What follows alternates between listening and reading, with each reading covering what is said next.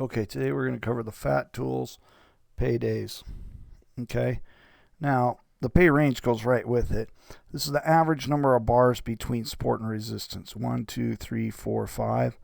1, 2, 3, 4. And it takes them up and down. We have some slightly more sophisticated ones, but this takes them at the average number of bars up or down. So when you pull this on, you grab it, and we're going to double click this because every time we use it, it resizes stuff. But you come down here and you look for FATTools pay days. This is the average number of days between support and resistance.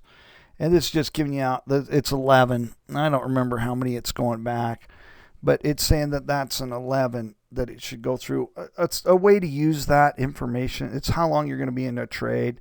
You could use it for, well, if you use some of your own proprietary indicators, like let's take, this says a fractal. It doesn't have a time frame in it. Let's grab one that says like RSI or CCI. Is there a CCI in here? Yeah, commodity index channel. You might set it to an 11 instead of a 14. That makes it come out a little bit better. Now remember, that was only good right here, so it picked off the low almost perfectly. That's because we took the average number. I mean, this thing's it's kind of funny because this is trying to predict the average number of bars between support and resistance to plug into an indicator so it can pick off a bottom. Well, it's an 11 right there. If we go back to this time, that's pretty close. That's a 12. Back here, though, it's clear down to 5. So if I was looking down here to pick it, it would be way closer to a 5, and that would have been averaged in over there. So look, this one's doing pretty good to pick the crossing point. But once we come back into here and you say, look, that's cratered to a 5. Well, there's no way that an 11 is going to work good. So watch. We're going to change it. It was 5.8. So let's round it to a 6. So back here, as it's going choppy right through here, right when it drops, see the average dropping right there?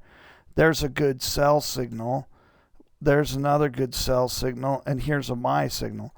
So you have to really, this just gives you a static look at it. It runs much better than like our, if you take this modified RSI and you pull it on, it's got very similar technology to this, but it calculates the differences back per bar. So if we take, let's take, for example, 70 and add 30 into our RSI, and let's make this just a little bit thicker. This is using the same type of technology where there's a good buy. This one doesn't have any. It didn't get over there. There's a good one right there. There's a buy signal. There is a buy signal right there. There's a sell signal right there. And it goes through and looks at it going backwards in time. Okay, now if you come in here, you can greatly change this by the number of inputs. That's only back 3 pivots.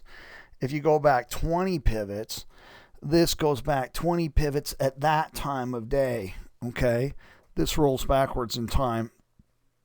Sell signal right there. Buy signal there. I don't know. That's pretty cutting the hairs. It didn't go down very far.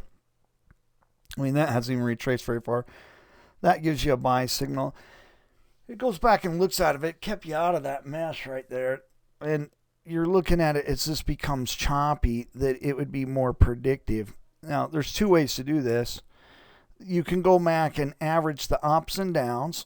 Okay, so I'm going to bring something in here. I'm going to go to indicator. I'm going to turn off these alligator ones. I didn't realize I had 2 of those on there. Let's go to edit. Let's pop this up, close. Now, I was going to bring up some more data on here, and this pivot one should just pop up when I do that. It should label them. Then it's based on the number of bars on a chart when it brings it on and grabs them.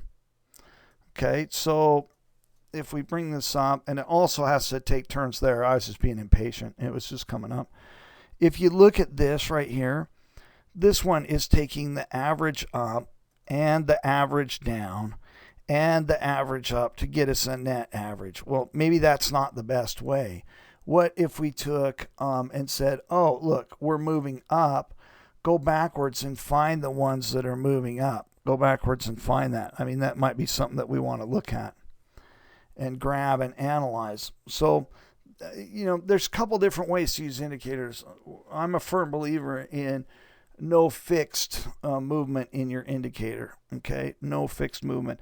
And this particular indicator runs almost like a script for research because it's very difficult for it to keep up with it rolling backwards and forwards. This one will run in real time where we just plugged it in and it makes one pass through the data and says I don't need it. This one, every time the data changes, it's got to do it again.